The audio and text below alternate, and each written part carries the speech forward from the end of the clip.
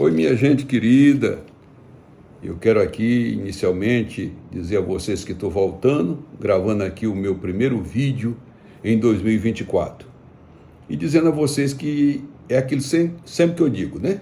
Quando tem uma novidade que eu refuto importante, eu então trago aqui a baila para conversar com vocês. Hoje nós vamos conversar sobre uma decisão que o Supremo Tribunal Federal acaba de votar, né? Acaba de tornar efetiva, né? Que acredito que vai mexer com muita gente, né? Vai mexer com a relação familiar, e o nosso Supremo Tribunal Federal é assim, né? Nós temos um dispositivo no Código Civil Brasileiro, especificamente no artigo 1641, que diz o seguinte: é obrigatório o regime de separação de bens no casamento. Inciso 2, da pessoa maior de 70 anos.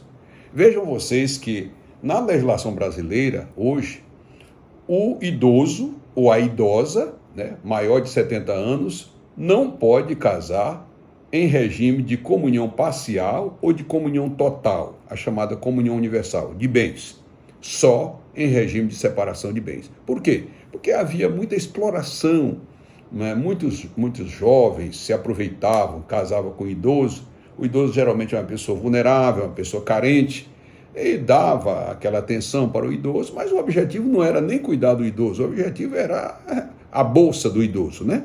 E isso também gerava uma briga, né? Familiar, porque os familiares daquele idoso, seja ele homem ou mulher, principalmente os filhos, né? Eles não aceitam com facilidade, são poucos os que aceitam com facilidade que o seu pai ou sua mãe idoso case novamente. Vem a memória da mãe ou vem a memória do pai, que já foi para a eternidade, e isso gera nos filhos uma revolta. E muitas vezes é interesse mesmo, porque alguns filhos esperam que os pais morram para eles se apropriarem integralmente dos bens que ficarem. E aí, essa briga é eterna. Mas o Supremo Tribunal Federal, essa decisão do Supremo é o seguinte: ele decidiu que os idosos que estiverem em sua situação mental normal, que estiverem aptos a reger suas vidas normais, sua vida patrimonial, sua vida psíquica, sua vida física, ou seja, o idoso que tem saúde, ele pode decidir que regime de casamento ele pode adotar numas próximas núpcias que ele efetivar. E isso, evidentemente, mexe com o mundo jurídico, né? Porque as pessoas pensam que essa decisão do Supremo, que foi uma decisão tomada na ARE 1309-642 de São Paulo, cujo relator foi o presidente do Supremo, Luiz Roberto Barroso. O que é que o Supremo entendeu? O Supremo entendeu que a proibir pessoas que estão no seu estado normal, com a sua sanidade normal, regendo com saúde os seus bens, tendo uma vida física normal. Hoje, com a expectativa de vida que nós temos muitas pessoas com 70 anos que estão aí empinados, né? Pessoas que estão aí com muita vitalidade aos 70 anos. Não é à toa que foi levado aí para 75 anos a idade que um juiz ou um servidor público pode ficar na atividade. Por quê? Porque com 70 anos as pessoas ainda estão muito bem.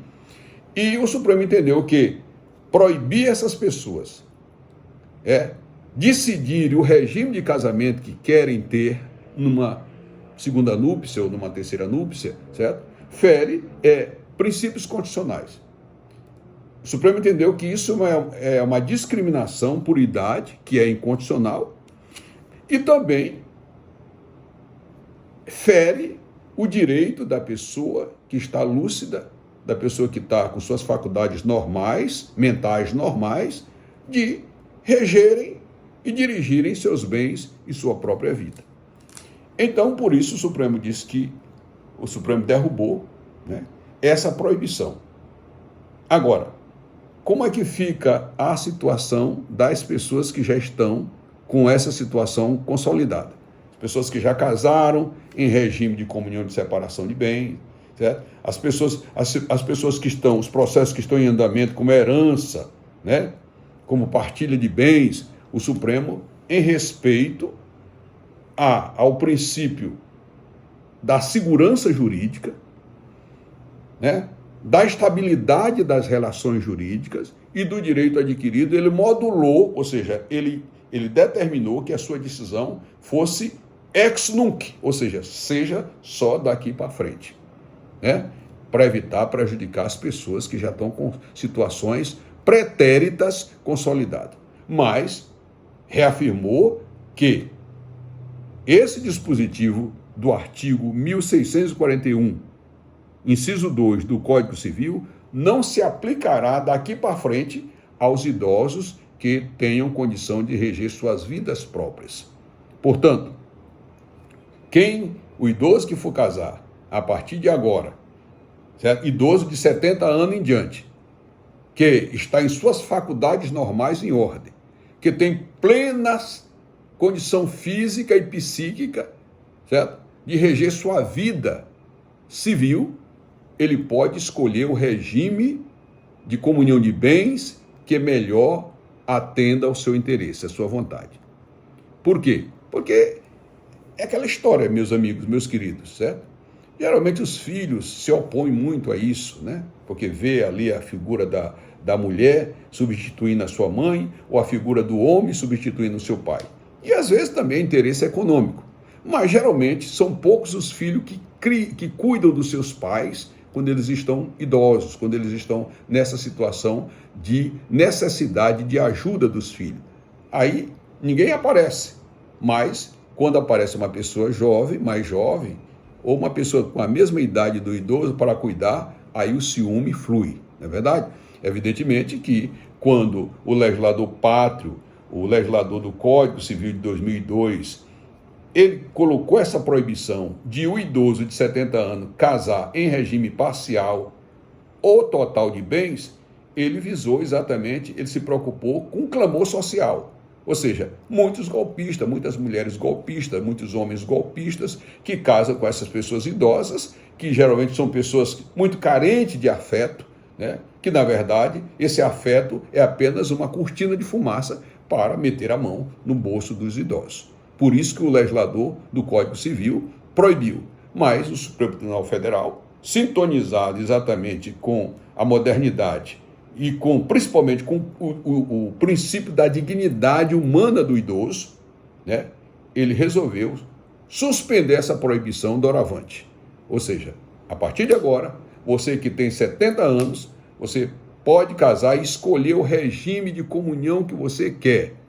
Comunhão parcial, comunhão de bens parcial, total ou com separação de bens. Não está proibido. A separação de bens não está proibida. Você pode, mas fica ao critério do idoso. Agora, aquele idoso que não tem condições de reger suas faculdades mentais, aquele idoso que está dependente, aquele idoso que não tem condição de cuidar da sua vida civil, continua, sim, a proibição do Código Civil de casar em regime de comunhão total ou parcial de bens. Então, era essa novidade que eu trouxe agora para vocês, que foi uma decisão recentíssima do Supremo Tribunal Federal, que evidentemente vai mexer com muita gente e muitos interesses. Portanto, se inscreva no meu canal. Aí tem um sininho que às vezes ele desaparece, você procura ele, aperta aí o sinozinho, que ele vai levar vocês a mim toda vez que eu aqui proferir alguma palavra. Um grande abraço a vocês e 2024 de muita prosperidade e bênçãos de Deus. Tchau!